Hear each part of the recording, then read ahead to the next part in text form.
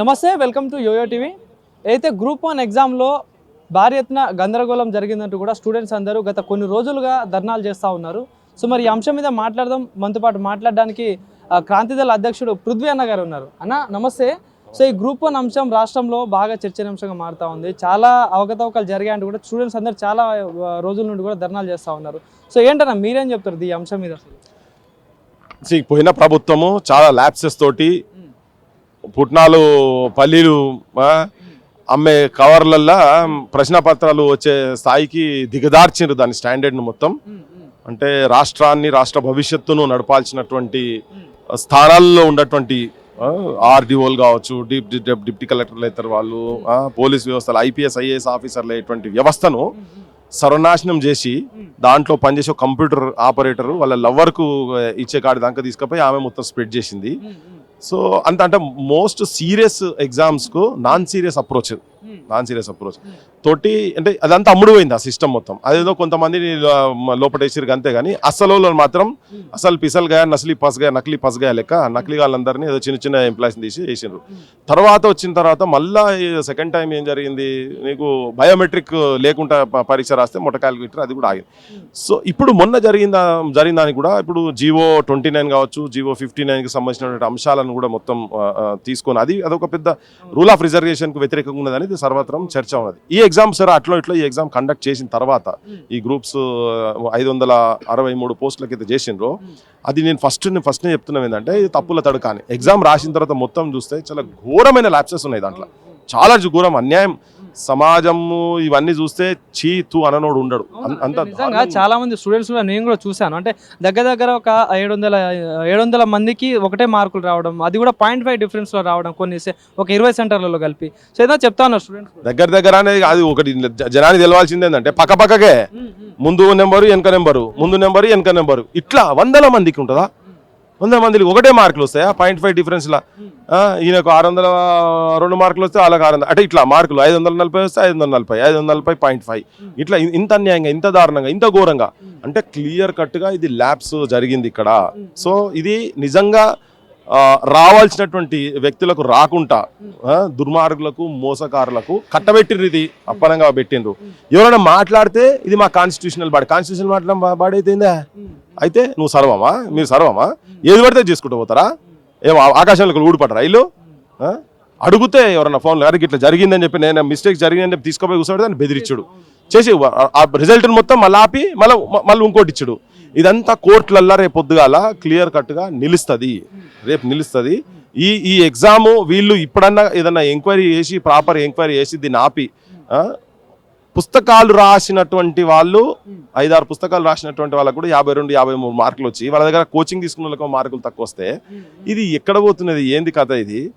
ప్రిలిమ్స్కి ఒకటి hall ticket, మెయిన్స్కి hall ticket. ఎక్కడైనా పరీక్షలలో మెయిన్స్కు ప్రిలిమ్స్కి హాల్ టికెట్లు వేరే ఉంటాయా? అంటే నువ్వు ప్రిలిమ్స్ రాయినోడు కూడా మెయిన్స్ రాసినట్టుగా 10 మంది నువ్వు ఎక్కువ లిస్టులో ఎక్కువ వచ్చిండ్రు, ఎక్కడికి వెళ్ళి వచ్చిండ్రు వాళ్ళు? ఇవన్నీ చాలా డౌట్స్ ఉన్నాయి. తెలుగు మీడియంలో సమస్య. అసలు ఎవరు కరెక్షన్ చేసింది? ఎవరు? ప్రొఫెసర్సే లేరు. Sub standard, under rated knowledge, దీనికి ఆన్ పార్ విత్ ఈ పేపర్లు కరెక్ట్ చేసేటువంటి నాలెడ్జ్ లేనటువంటి వాళ్ళతో పేపర్స్ కలెక్ట్ చేసాడు. ఇవి నేను జస్ట్ మచ్చుకు చెప్తున్నా, అంటే సోషల్ మీడియాలో చాలా పోతున్నాయి అవన్నీ. కొన్ని గంటలు రాత్రి మగళ్ళు మొత్తం చూస్తే అదొక పెద్ద తప్పుల కుప్ప అది. చూసే వాళ్ళకి క్లియర్గా అర్థమవుతుంది అందులో తప్పులు జరిగినట్టు కూడా క్లియర్గా మీరు కూడా చూసారు, చాలా మంది చెప్తున్నారు, అది కూడా కనిపిస్తుంది. కానీ మరి దీనిపై రాష్ట్ర ప్రభుత్వం ఎందుకు స్పందిస్తలేదు కావచ్చు?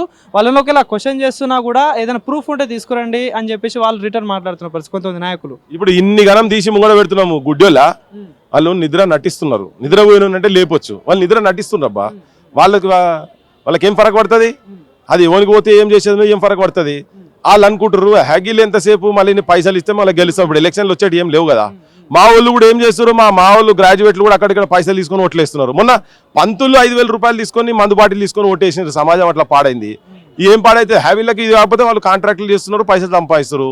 ఇవాళ 2,000 ఇచ్చినోనికి రేపు 3,000 ఇస్తారు. అది జనం పైసలే కదా. గట్లనే దర్వాజాలు లేని వాళ్ళు ఇళ్ళలు కట్టుకుంటేందుకు దర్వాజాలు లేని వాళ్ళకు ఇలా వేరే రాష్ట్రాలకు పోయి ఆఫీసులు పెట్టే స్థాయికి పోయినాయి.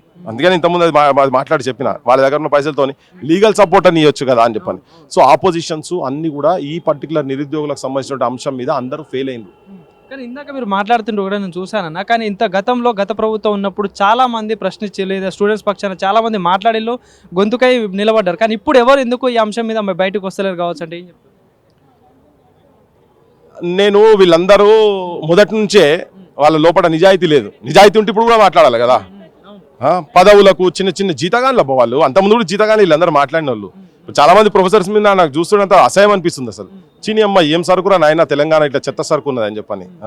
కింద కొట్లాడాడు, ఐదులో కొట్లాడుతున్నారు, వాళ్ళకి వ్యతిరేకంగా కొట్లాడు, వాళ్ళ వ్యతిరేకంగా కొట్లాడుతున్నారు, ప్రజా సమస్యల గురించి కొట్లాడుతూనే ఉన్నాడు. చచ్చిపోతూనే ఉన్నాడు, పోలీస్ దెబ్బలు తింటూనే ఉన్నాడు, పోలీస్ హరాస్మెంట్ తింటూనే ఉన్నాడు, రాజకీయ నాయకుల కుట్రలకు బలైటోళ్ళు అట్లా బలైతేనే ఉన్నారు. కానీ ఇటువంటి వాళ్ళు ఉన్నారు చూసినా, ఈ డబుల్ స్టాండర్డ్ వీళ్ళు 2 సర్పాలు కాదు 10 సర్పాల విష నాగుల కన్నా డేంజరస్ నా కొడుకులు. ఈ కొడుకులు మొత్తం ఇప్పుడు పోయి ఎక్కడ ప్రభుత్వం వాళ్ళకి అనుకూలంగా ఉన్న ప్రభుత్వాల కాడ పోయి సంకనాకుండా తిరుగుతారు ఈ కొడుకులు. మరి వీళ్ళే కదా మొత్తం పోయి ఆ నిరుద్యోగుల దగ్గరికి పోయి, అశోక్ నగర్ పోయి, సెంట్రల్ లైబ్రరీ దగ్గర పోయి, నేను కూడా పోయినా, నేను అట్లనే ఉన్నా. ఓకే, మీరు అక్కడ ఉన్నా కానీ ప్రశ్నించాలి కదా, అది లేదు కదా, చేస్తలేరు కదా. ఇంత బాజాబ్తా డకైతీ నడుస్తున్న తెలంగాణలో ఉద్యోగాలకు సంబంధించినటువంటి గ్రూప్ అంది ఒక నా కొడుకు అంటే వీళ్ళకు నిజాయితీ లోపల లేదు. ప్రజలు నమ్మించేటువంటి ప్రయత్నం వీళ్ళు చేసిర్రు. అంత దుర్మార్గులు వీళ్ళు మొత్తం. దొంగలకు సద్దులు మోసేటోడు కూడా దొంగనే, వాడు ఇంకా ప్రమాదకరమైనడు, ఇంకా సాత్తున్నాడు కదా. అటువంటి వాళ్ళు అన్నట్టు ఇప్పుడు వీళ్ళంతా ఈ అంశాల గురించి మాట్లాడినటువంటి ప్రతి ఒక్కడు ఎవడన్నా కానీ దొంగలకు సద్దులు మోసోడే, డకాయిట్ల సద్దులు మోసోడే. ఏదైతే కొట్లాడుతున్న కొంత స్టూడెంట్స్ ని కూడా అంటే పేడ్ బ్యాచ్ అని చెప్పేసి బీఆర్ ప్రతిపక్షాలతోనే అంటగట్టడం ఇదంతా మాట్లాడుతున్నారు అన్న అధికార పార్టీ నాయకులందరూ. సో వాళ్ళకి ఏం చెప్తారు? ఇప్పుడు మాట్లాడినా కదా, ఎవడు పేడ్ బ్యాచ్ అయితే కేసీఆర్ మీద మాట్లాడతామా? పేడ్ బ్యాచ్ అయితే మాట్లాడితే ఉంటారు వాళ్ళు.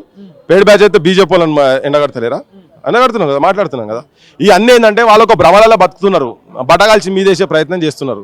ఇవన్నీ ఫస్ట్ బంద్ చేయండి. మీరు కూర్చున్న కొమ్మను మీరు ఆల్రెడీ మొత్తం నరుక్కుంటున్నారు, కింద పడే గాలి ఉన్నారు మీరు. ఇంకా అధికారంలో కింద గాలి ఉన్నారు, ఆల్రెడీ తెగిపోయింది, ఎక్కడో కింద పడతారు. ఫస్ట్ సోయికి వచ్చి జనానికి మీరు ఏమైతే ప్రామిసులు చేసిండ్రు, అధికారం రాకముందు బల్లాలు గుద్ది ఏదైతే ప్రామిస్ చేసిండో ఈ ముఖ్యమంత్రి, ఈయన మంత్రిమండలి మొత్తము, అవన్నీ ఒక్కసారి సోయికి వచ్చి గతంలో ఏమేమి మాట్లాడిరో అవన్నీ మొత్తం జర తలకాయలకు తీసుకొచ్చుకొని పెట్టుకొని ఉంటే ఏమన్నా సర్దుబాటు జరుగుతుంది. లేకపోతే రాజకీయంగా కాలగర్భంలా కలిసిపోతారు. ఫైనల్ గా ప్రశ్న, అయితే ఈ రేవంత్ రెడ్డి పాలన 1.5 year పాలన మీద మీ అభిప్రాయం చెప్తారు? ఫైనల్ గా ఏం చెప్తారు? ఏం లేదు, బక్వాస్ ఉంది, బేకార్, మోస్ట్ థర్డ్ రేటెడ్ గవర్నమెంట్.